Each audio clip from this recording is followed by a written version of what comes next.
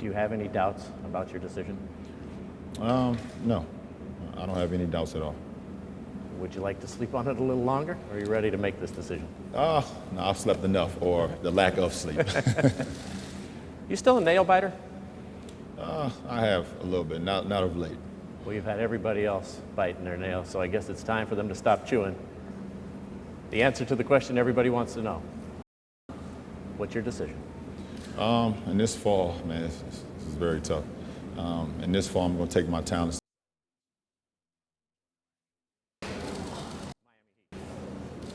That was the conclusion you woke up with this morning. That was the conclusion I woke up with this morning. Why? Death is like the winter chill. No door can keep it from us. And summer yet may bloom again, though ice be all upon us. My child, there is so much to tell you, that I have run out of time. The sacrifice I made was not enough. The dark gods still feed on our transgressions. Corruption. Obsession. Deceit. Rage. You must face these demons.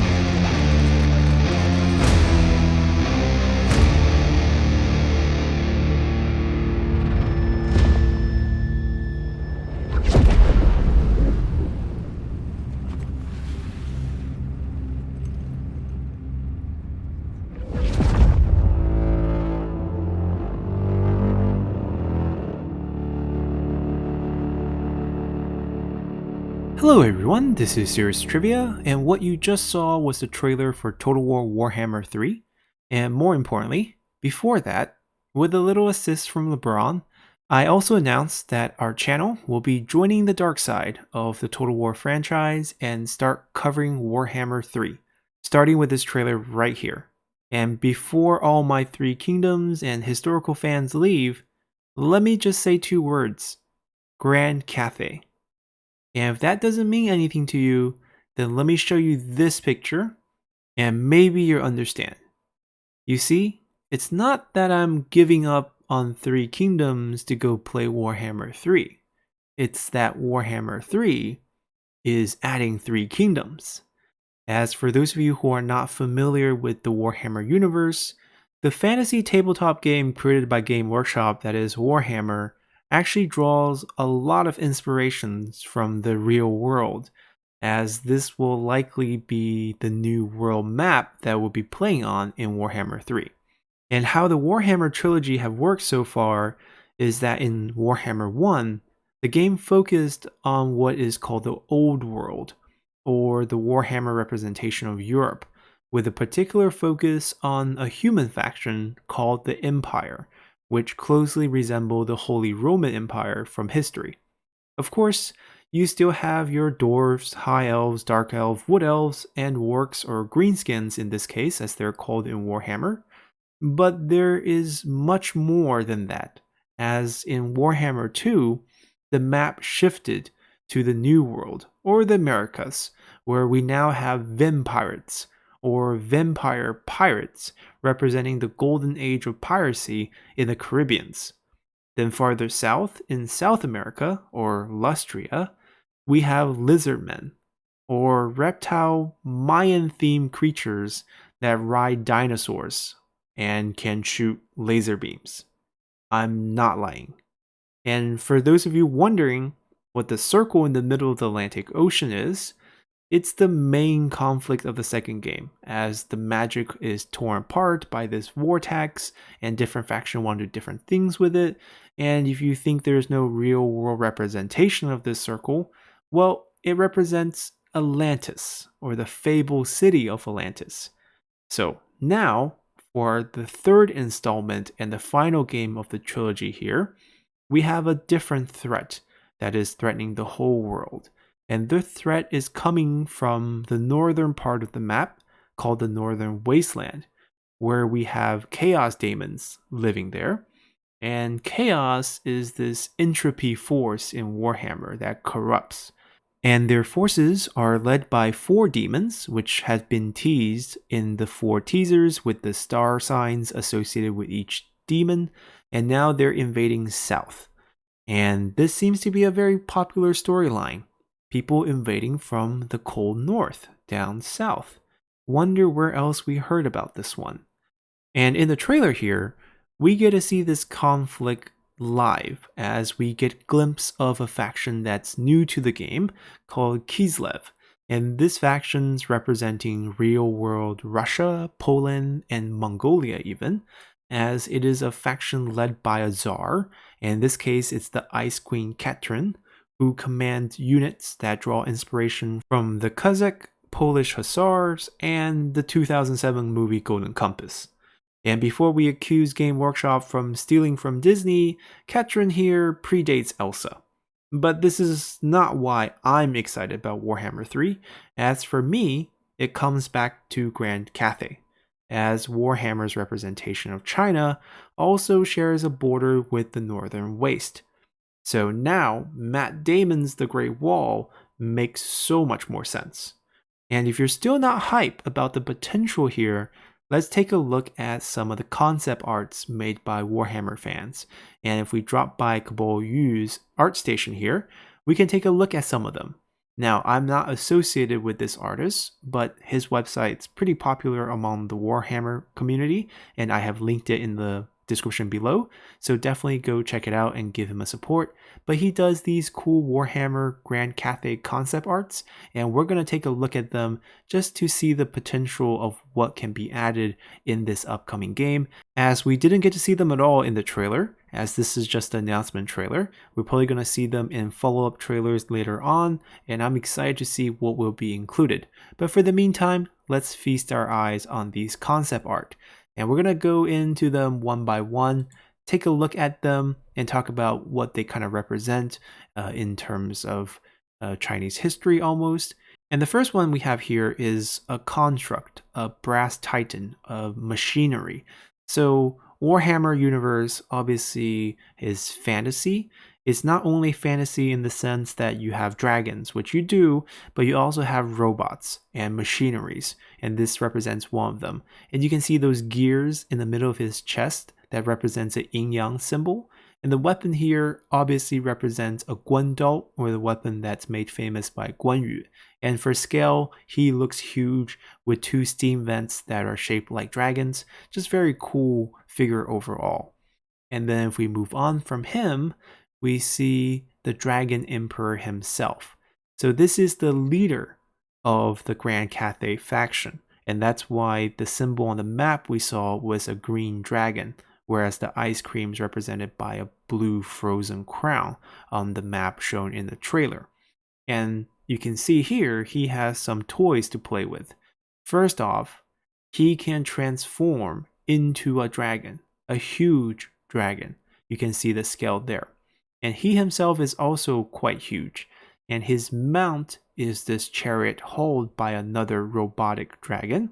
And he holds the seal, Pagoda of Souls.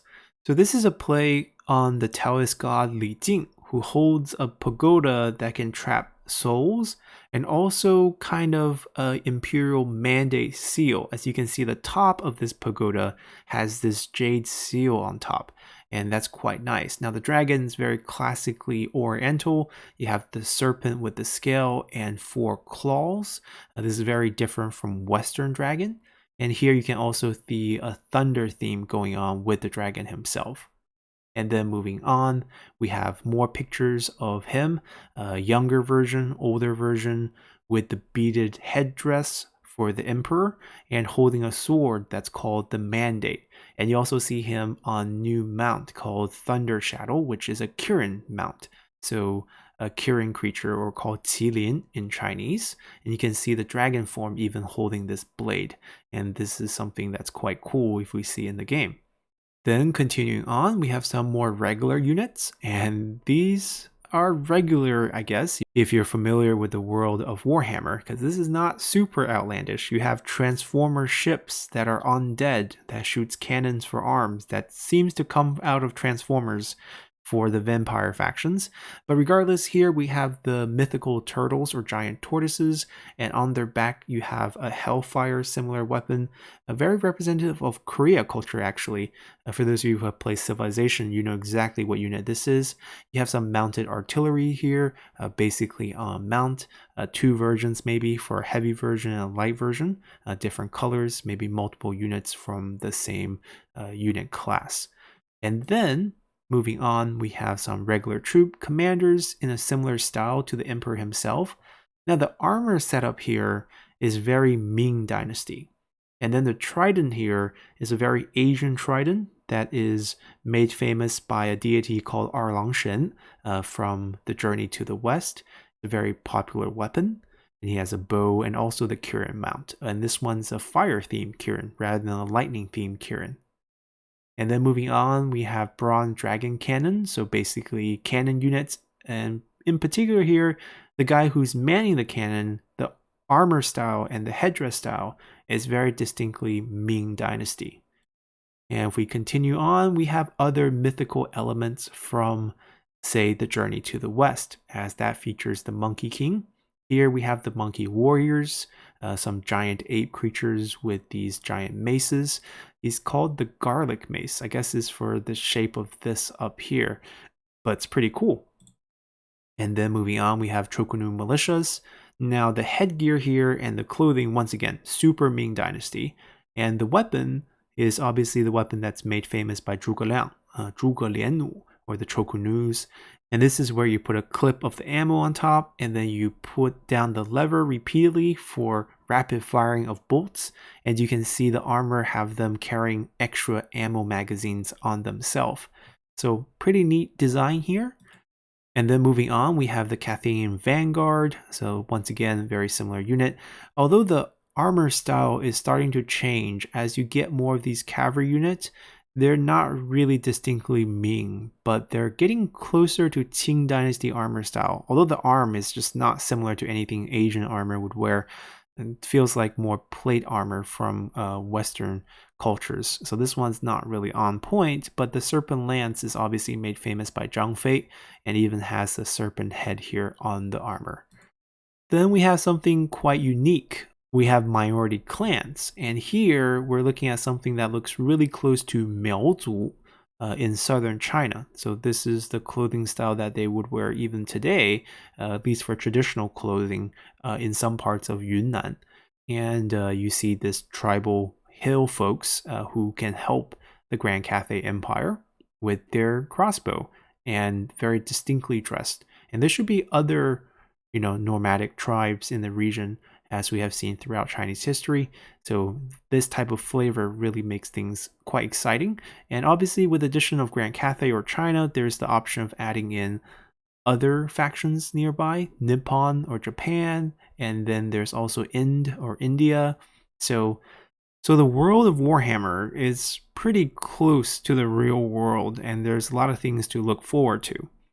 And then continue on, we have Great Bastion Sentinels. Now these unit here, this armor style, is distinctively Qing Dynasty. So the Manchu people wore this style of armor for their cavalry. This helmet in particular, the way the armor comes down from the neck, is very distinctly Qing Dynasty. So that's a change we see here. And then moving on from them, we have the Black Skies. So this is back to Ming Dynasty, just the way the headdress and the helmet looks. If you see any references for that period, I mean, they're both the last two dynasties, so they're quite close, Ming and then Qing. And then we have Republic of China and so forth. And we have some bow art. I like range units, so these are going to be quite exciting. And then we have some more mythical creatures, the Onyx Crowmen. So the four cardinal directions in Chinese culture and mythologies, each associated with a legendary monster or deity. And the onyx color, or xuanwu, which I believe represents north, features a crow or giant bird, a black bird, and this is what this features. And the other directions correlate with the giant tortoises, the white tiger, and the Zor dragon. So when you have dragon units in Three Kingdoms, each with a color name, and they're all given dragons, it's actually not correct. Each of the color and direction actually associate with a different mythical creature. So here the onyx color would actually resemble a bird mythical creature, which is actually what's being shown here. Now obviously the mythical creature shouldn't really look like this, but this is the artist's adaptation to fit the world of Warhammer. And then continuing on, we have Dragon Lords. Okay, so these are just deity-looking things. We have the Sky Piercer Trident being featured here, a weapon made famous by Lü Bu, and many others. This weapon's been given to a lot of well-known generals throughout Chinese history. Once again, you have the Thunder or Lightning Kirin on the mount. And then we have Qilin, or the Kirin himself. You see lightning or purple lightning, probably an upgraded version. And then you have the fire version. And then we have monk, so maybe Buddhism will be featured. We have pagodas already, Taoism definitely featured, and you have some very cool looking monks here. Very decked out in tattoo. And then speaking of pagodas, the Iron Pagoda, so basically they're just decked out in armor. And they're using something called the Swordbreaker, which would be Duanlongjian here. And these are very cool. For those of you who have watched a film called Detective D, or Direnjie, starred by Liu Dehua, he uses one of these, Kanglongjian, in the movie. And these can spin, and basically they're a metal rod and they break swords because, you know, you have much more mass than swords. And they're riding a stone lion, or what looks like a stone lion. Yeah, stone guardians here. So you've probably seen Chinese establishments with these lions guarding the front gates, usually a pair of them, and now they become animated mounts in the game, with also some purple lightning flare. And then we have Bannerman, regular troops, Ming Dynasty armor and weapons again. Although that dragon's very Qing Dynasty, the way that it's drawn. And then we have terracotta automations, which is pretty cool. So they're kind of like robots, but they're also kind of like terracotta warriors. You have the same yin-yang sign with the gear, very cool design, some steam vents, and then the look of a terracotta and being buried. Maybe a kind of undead troop. I mean, the weapon style would go all the way back to the Qin Dynasty, which is when terracottas were created. And we have that type of weapon here. Then moving on, we have the Emperor's Shadow. Oh, these are very cool. So this is modeled after the Secret Service of the Ming Dynasty, or Jin Yi Wei. And they have this very unique weapon here, which is called Xue Dizi. And this is something you would throw out as a lasso, hoping to catch the enemy's head under here. Now, of course, if you miss, the blades will still hurt them. These spin. But if you get the head, the blade can be closed in when you pull the latch, and it just takes the head right off. Now, this is a fabled weapon. No one actually used this, but this is made very popular by movies and TV shows, and used exclusively by Jin Yi Wei, which is the Secret Service of the Ming Dynasty. Then moving on, we have more god and goddesses. Guan Yin, right? So these will be Guan Yin, like Qianshou Guan Yin, the Buddhist deity with 1,000 hands. You also have a very Taoist weapon here, the dragon mane whip. And these look Taoist. So it's kind of a mix of both.